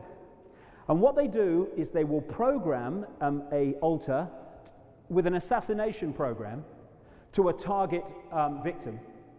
And then when the programming is triggered, they will carry out that programming. They will go into a school in Dunblane and blow children away. They will blow someone away that the Illuminati want out of the way. And what they do with assassination programs a lot of the time is they program the front altar to be, as we say, not quite the full picnic. So that when the assassination program is activated and they blow someone away, people who knew them go, yeah, well, he was a bit strange. There was something about him. Yeah, he was a strange man. Oh, he's just a nutter then. End of flipping story. No road back to who's really behind it. And the other thing they do is that they activate back altars to become the front altar when children are abused mercilessly by people like Father George Bush and others. And then when the abuse is over, the altar that experienced it is pushed back in the mind, the front altar comes back, that child does not know what has happened to it, cannot remember. And it's only much later in life, and it's happened to more and more people, that the memory suddenly floods back as the amnesic barrier breaks down. And there are millions and millions. There's an organization in America called the Delta Force. Within the mind control community, they're known as the toy soldiers because their very training is designed to turn them into, yes, sir, who shall I shoot, sir? Boo, thank you, sir, zombies. I'll just finish here on this bit, we'll have a break, but one of the greatest forms of programming is subliminal. I'll get this towards the end, which talks to the subconscious mind. And one of the greatest programmers of children, the common themes of children programmed in these elite mind control projects in America is Disneyland and Disney and the Disney Corporation. And how interesting that in that Freemasonic headquarters in Boston, I should find this from the International Dumole, Walt Disney, which has now been taken over by a bigger corporation. And guess how many of them there are around there? 12, of course there were. Would there be any other?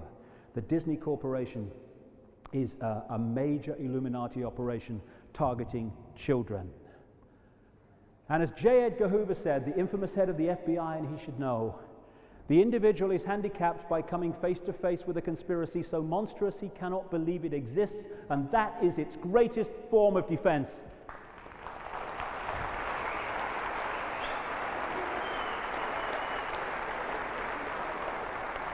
What's going on in the world compared with the movie we're told is going on, the chasm between them is so absolutely vast that even when it comes to light, people go, "You're bloody mad, you are." Truth is, though, more and more people are making that jump. And this is just one reality which we've allowed to unfold. It does not have to happen. They're using our power to do it. We take it back, it's over. House of Cards, thank you, gone. It's just a choice. And we can build a reality represented by this by changing our own attitudes and the way we imprison each other and the way we let these guys get away with it without question. Or we can sit there watching Coronation Street and Wheel of Bloody Fortune and allow this to reach its intended goal, a global fascist state.